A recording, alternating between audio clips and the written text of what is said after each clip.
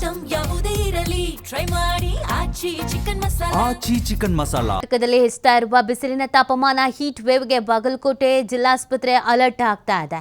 ಜಿಲ್ಲಾಸ್ಪತ್ರೆಯ ICU ಕೊಠಡಿಯಲ್ಲಿ ಚಿಕಿತ್ಸೆಗೆ ಸಿದ್ಧತೆ. ಜಿಲ್ಲಾಸ್ಪತ್ರೆಯಲ್ಲಿ ಸಮರ್ಪಕ ಫ್ಯಾನ್, ಎಸಿ ವ್ಯವಸ್ಥೆ. 70 ಎಸಿ, 200ಕ್ಕೂ ಹೆಚ್ಚು ಫ್ಯಾನ್ ಅಳವಡಿಕೆ. ವಿದ್ಯುತ್ ವ್ಯತ್ಯಯವಾದರೆ 2 ಆಟೋ ಸ್ಟಾರ್ಟ್ ಜನರೇಟರ್ ಕೂಡ. ಇವತ್ತು ಬಾಗಲಕೋಟೆಯಲ್ಲಿ 39 ಡಿಗ್ರಿಯಷ್ಟು ತಾಪಮಾನ ಇದೆ. ಕಳೆದ ವರ್ಷ 43ರಿಂದ 46 ಡಿಗ್ರಿಯಷ್ಟು ದಾಖಲಾಗಿತ್ತು ತಾಪಮಾನ. ಈವರೆಗೆ ಹೀಟ್ ವೇವ್ನಿಂದ ಯಾವುದೇ ರೋಗಿಗಳು ದಾಖಲಾಗಿಲ್ಲ. ಬಟ್ ವ್ಯವಸ್ಥೆ ಮಾಡ್ಕೊಳ್ಬೇಕಲ್ವಾ. ತೀರಾ ಸಮಸ್ಯೆ ಆದಂಥ ಸಂದರ್ಭದಲ್ಲಿ ಅಲರ್ಟ್ ಆಗೋದಕ್ಕಿಂತ ಮುಂಚಿತವಾಗಿ ಅಲರ್ಟ್ ಆಗಬೇಕಾಗುತ್ತೆ. ಹಾಗೆಯೇ ಅವರು ಅಲರ್ಟ್ ಆಗ್ತಾ ಇದ್ದಾರೆ. ಯಾವುದೇ ಕಾರಣಕ್ಕೂ ಯಾವುದೇ ರೀತಿಯಾದಂಥ ಸಮಸ್ಯೆಗಳಾಗಬಾರ್ದು, ಹಾಸ್ಪಿಟಲ್ ಕಡೆಯಿಂದ ಅಂತೂ ಯಾವುದೇ ಸಮಸ್ಯೆಗಳಾಗಬಾರ್ದು ಅನ್ನುವಂಥ ನಿಟ್ಟಿನಲ್ಲಿ ಅಲರ್ಟ್ ಆಗ್ತಾ ಇದ್ದಾರೆ.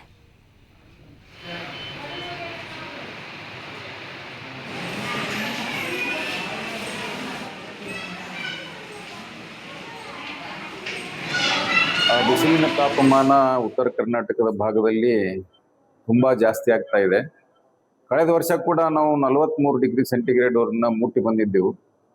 ಹಾಗೂ ಕೂಡ ನಮ್ಮ ಆಸ್ಪತ್ರೆಯಲ್ಲಿ ಯಾವುದೇ ಬಿಸಿಲಿನ ಝಳದಿಂದ ಅಂದರೆ ಹೀಟ್ ಸ್ಟ್ರೋಕಿಂದ ಯಾವುದೇ ಜೀವಕ್ಕೆ ಅಪಾಯಗಳು ಆಗಿರಲಿಲ್ಲ. ಪ್ರಸ್ತುತ ವರ್ಷವೂ ಕೂಡ ಈಗ 40ನ್ನು ನಾವು ಮುಟ್ಟಿದ್ದೇವೆ ಆಲ್ರೆಡಿ.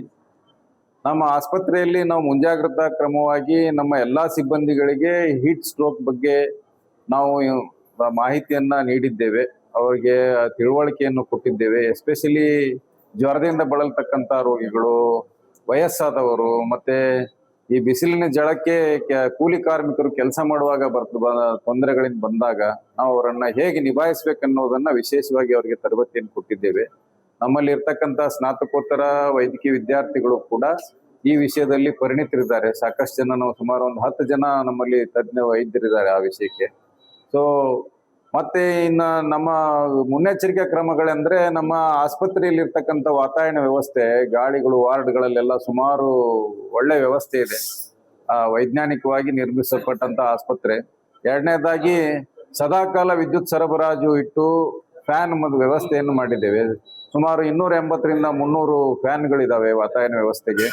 ಮತ್ತೆ ಆಯಕಟ್ಟಿನ ಸ್ಥಳಗಳಾದಂಥ ತೀವ್ರತಮ ಚಿಕಿತ್ಸೆಯ ಐಸಿಯು ವಾರ್ಡ್ಗಳು ಮತ್ತು ಆಪರೇಷನ್ ಥಿಯೇಟರ್ಗಳು, ಸಣ್ಣ ಮಕ್ಕಳನ್ನ ಇಡ್ತಕ್ಕಂಥ ನಿಯೋನೆಟಲ್ ವಾರ್ಡು, ಹೆರಿಗೆ ಕೋಣೆ ತುಂಬಾ ಕಷ್ಟ ಇರ್ತದೆ, ಪ್ರಯಾಸದ ಕೆಲಸ. ಅಲ್ಲೂ ಕೂಡ ನಾವು ಕಂಪ್ಲೀಟ್ 8 ಎಸಿಗಳನ್ನ ಹೆರಿಗೆ ಕೋಣೆಯಲ್ಲಿ ಹಾಕಿದ್ದೇವೆ.